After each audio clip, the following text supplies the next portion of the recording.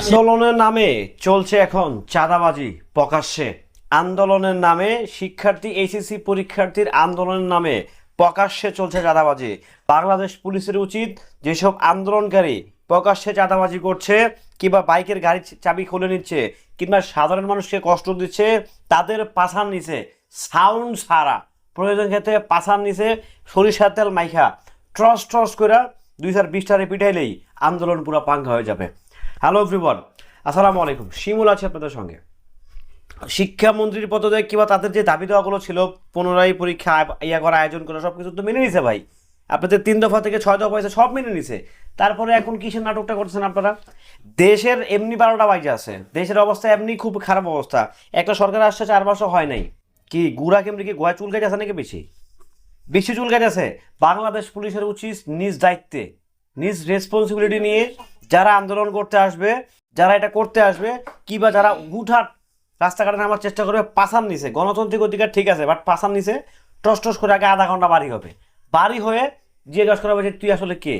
এই যে যারা আন্দোলন করতেছে, বিশ্বাস করবেন আমি শিক্ষার্থীদের সঙ্গে আমি সম্পূর্ণরূপে একমত যে শিক্ষামন্ত্রীর ব্যাপার মন্তব্য সব ঠিকঠাক আছে, বাট এই আন্দোলনকারীদের ফাঁকে কিন্তু কিছু অবৈধকারী কিছু টোকাই ছেলেবেলে ঢুকে গেছে। এই টোকাই ছেলেগুলোই কিন্তু এখন আন্দোলনের নামে হচ্ছে চাঁদাবাজি করতেছে।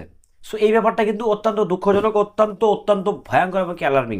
যদি এই আন্দোলনকে কোনোভাবে দমন না করা যায় তাহলে চাঁদাবাজি প্রকাশ্যে বেড়ে যাবে, প্রকাশ্যে হয়ে যাবে, প্রকাশ্যেই অঘটন ঘটে যাবে। সো এটা আমরা আসলে কখনো চাই না, কোনোদিন চাই না।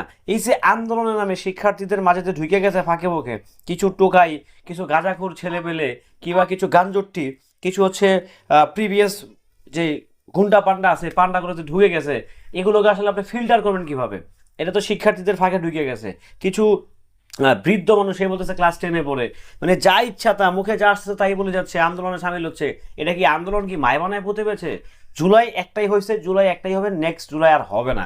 কারণ এই জুলাইটা কেন হয়েছে, মানে জুলাইটা হচ্ছে সকল মানুষের একটা একটা ব্যাপার স্যাপার ঘটে গেছে। প্রিভিয়াস যিনি প্রধানমন্ত্রী আছেন উনি কিন্তু ভারত থেকেই বলছেন যে এক সরকার দীর্ঘমেয়াদী ক্ষমতা থাকলে জনগণের জনপ্রিয়তা থাকে না, কিংবা জনগণের সেই আস্থাটা থাকে না সরকারের প্রতি। বাস্তব কথা তো, তার অনেক কাজে অনেক কার্যকলাপ জনগণ নাখোশ হয়ে গেছে, এমনকি দ্রব্যমূল্যের দাম আকর্ষণীয় ছিল। সেই জন্য জনগণ শুধু যে স্টুডেন্ট, হ্যাঁ ডেফিনেটলি এখানে স্টুডেন্টের একটা ইস্যুকে ক্রিয়েট করে মাঠে নামছে, বাট পরিপূর্ণভাবে আমি যদি মনে করি এই 5 তারিখে হচ্ছে আমজনতা মাঠে না নামলে এই অভ্যুত্থান হয় না। সো সব কিছু মিলে একটা বিস্ফোরক একটা কিছু লাগে। এই যে তোমরা একটা থমকো একটা বিষয় নিয়ে যে অত্যাচারগুলো শুরু করতে, টর্চার, এই যে মানুষগুলোকে যে টর্চার করতেছো তোমরা, কিংবা তোমাদের ভিতরে যে শত্রুবিধির ল্যাবেজদারি কিছু চাঁদাবাজ ঢুকে গেছে, এই যে তোমাদেরকে ইউজ করে যে তোমাদের নেম প্লেটটা, এই যে এসএসসি পরীক্ষার্থীর নেম প্লেটটা ইউজ করে যে তারা চাঁদাবাজিগুলো করতেছে, এর দায়ভার কিন্তু তোমরা এড়াতে পারবে না। তোমাদের যে দাবি ছিল, তোমাদের যে চাওয়া পাওয়া আশা আকাঙ্ক্ষা ছিল, সব তো মন্ত্রী বাইনা নিছে, সরকার তো সবই মেনে নিছে। তারপরেও তোমাদের চুলকানি আসলে কোথায়, কোন জায়গায় চুলকানি তোমাদের, কোথায় চুলকায় আসলে? যদি সরকার সব মাইনেই থাকে তাহলে কেন ভাই?